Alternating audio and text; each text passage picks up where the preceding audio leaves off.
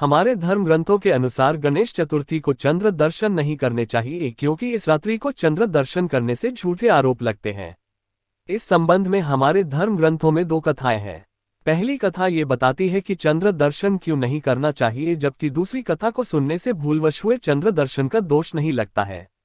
भगवान गणेश को गज का मुख लगाया गया तो वे गजवदन कहलाए और माता पिता के रूप में पृथ्वी की सबसे पहले परिक्रमा करने के कारण अग्रपूज्य हुए।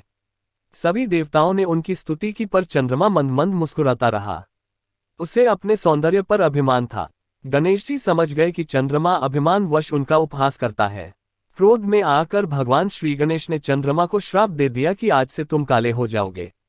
चंद्रमा को अपनी भूल का एहसास हुआ। उसने श्री गणेश से क्षमा मांगी तो गणेश जी ने कहा, सूर्य के प्रकाश को पाकर तुम एक दिन पूर्ण होोगे, यानी पूर्ण प्रकाशित होंगे। लेकिन आज का ये दिन तुम्हें दंड देने के लिए हमेशा याद किया जाएगा। इस दिन को याद कर कोई अन्य व्यक्ति अपने सौंदर्य पर अभिमान नहीं करेगा। जो कोई व्यक्ति आज यानी भाद्रपद मास के शुक्ल पक्ष की चतुर्थी के दिन तुम्हारे दर्शन करेगा, उस पर झूठा आरोप लगेगा। इसीलिए भाद्रपद माह की शुक्ल चतुर्थी को चंद्र दर्शन नहीं किया जाता। सत्राजित नाम के एक यदुवंशी ने सूर्य भगवान को तप से प्रसन्न कर स्यमंतक नाम की मणि प्राप्त की थी। वह मणि प्रतिदिन स्वर्ण प्रदान करती थी। उसके प्रभाव से पूरे राष्ट्र में रोग, अनावृष्टि यानी बरसात न होना, सर्प, अग्नि, चोर आदि का डर नहीं रहता था। एक दिन सत्राजित राजा उग्रसेन के दरबार में आया। वहां श्री कृष्ण भी उपस्थित थे। श्री कृष्ण ने सोचा कि कितना अच्छा होता यह मणि अगर राजा उग्रसेन के पास होती। किसी तरह ये बात सत्राजित को मालूम पड़ गई, इसलिए उसने मणि अपने भाई प्रसेन को दे दी। एक दिन प्रसेन जंगल गया।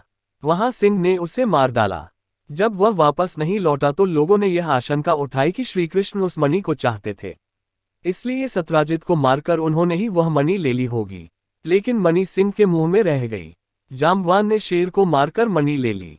जब श्री कृष्ण को यह मालूम पड़ा कि उन पर झूठा आरोप लग रहा है तो वे सच्चाई की तलाश में जंगल गए। वे जाम्बवान की गुफा तक पहुंचे और जाम्बवान से मणि लेने के लिए उसके साथ 21 दिनों तक घोर संग्राम किया।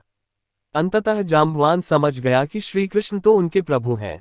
त्रेता युग में श्रीराम के रूप में वे उनके स्वामी थे। जाम्बवान ने तब खुशी खुशी वह मणि श्री कृष्ण को लौटा दी तथा अपनी पुत्री जाम्बवंती का विवाह श्री कृष्ण से करवा दिया। श्री कृष्ण ने वह मणि सत्राजित को सौंप दी। सत्राजित ने भी खुश होकर अपनी पुत्री सत्यभामा का विवाह श्री कृष्ण के साथ कर दिया। ऐसा माना जाता है कि इस प्रसंग को सुनने सुनाने से भाद्रपद मास की चतुर्थी को भूल से चंद्र दर्शन होने का दोष नहीं लगता। यदि गणेश चतुर्थी को चंद्र दर्शन हो जाए तो इस मंत्र का जाप करना चाहिए।